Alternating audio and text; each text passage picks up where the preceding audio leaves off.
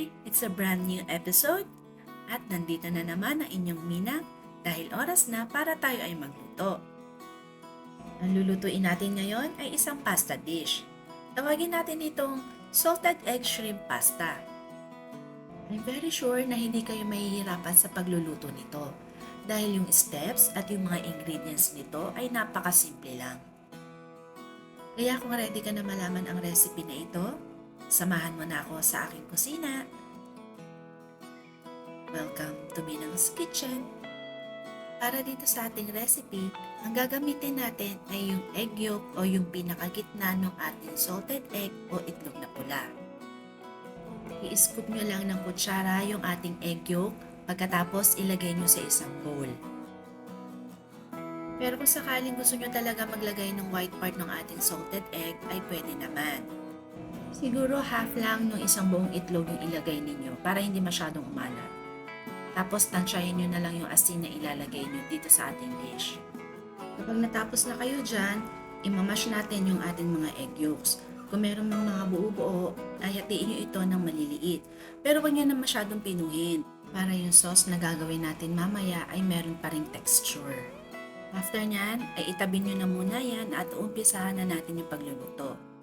Uunahin natin lutuin yung ating noodles. Kaya kanina, nagpakulo na ako ng tubig bago ako nag-scoop ng ating mga egg yolks. Kapag kumulo na yan, ay maglalagay tayo ng generous amount of salt. Pagkatapos nyan, ay ilagay na natin yung ating noodles. Since available sa pantry ko yung linguine, yan yung ginamit ko. Pero pwede naman kayong gumamit dyan ng spaghetti noodles. Lutuin nyo yan according sa package instructions. At kapag halfway done na tayo sa pagluluto ng ating noodles, umpisahan na natin yung ating sauce. Diretso na kasi natin ilalagay yung ating noodles dun sa ating sauce. Buksan yung ating kalan at ilagay yung ating pan sa medium flame. At kapag mainit na, ilagay na yung olive oil. At sunod na din ilagay yung ating butter. Tunawin natin yan at pagkatapos ilagay na natin yung ating shrimps. Ito nga palang ating mga shrimps ay nabalatan na at na-devein na din. Ilalagay ko na lang kung paano mag-devein ng shrimps dito sa ating card na makikita nyo dyan sa taas ng ating video. Nilagyan ko nga pala na kaunting asin yung ating hipon. Lutuin nyo yan siguro 1 to 2 minutes per side or depende kung anong size yung mabibili ninyong shrimps. Pagkatapos nyan, alisin natin yan sa pan at itabi na muna natin yan. At habang ginagawa natin yan, maglalambing muna ang inyong minang. Kung hindi ka pa nakasubscribe sa Minang's Kitchen, i-click mo na yung subscribe button and notification bell para ma-notify ka sa mga susunod ko pang videos. Pagkatapos nyan ay magigisa na tayo. Ilagay yung ating minced garlic. Igisa natin ito hanggang sa maamoy natin yung kanyang aroma. Sunod natin ilagay yung ating minced white onions. I-saute nyo naman yan hanggang sa makita nyo siyang maging translucent.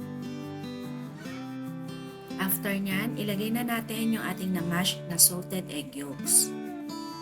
Lutuin natin to ng mga 3 to 6 minutes o kaya pag medyo nakita nyo siya na medyo nag-brown na siya ng konti. Pagkatapos nyan ay maglalagay tayo ng pasta water.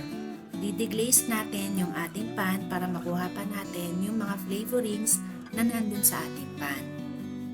Ayan, medyo kukuskusin nyo lang yung ating pan. Then, ilalagay na natin yung ating all-purpose cream, yung ating milk, pamintang durog, kaunting asin or depende sa inyong panlasa, at asukal para mabalanse lang yung saltiness. Haluin lang natin yan ng maigi para mabalanse yung lahat ng mga pampalasang inilagay natin. After nyan, ilagay na natin yung ating nilutong hipon. Maglalagay din ako dito ng isang pirasong siling labuyo, pero ito optional lang.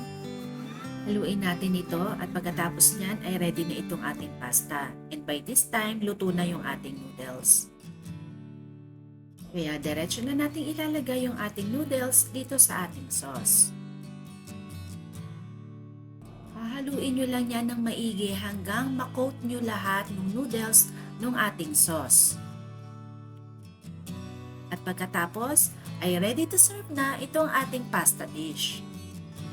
At ito na ang aking version ng salted egg shrimp pasta. Para mas kumpleto, budburan pa natin ito ng parmesan cheese sa ibabaw. Okay, kain na!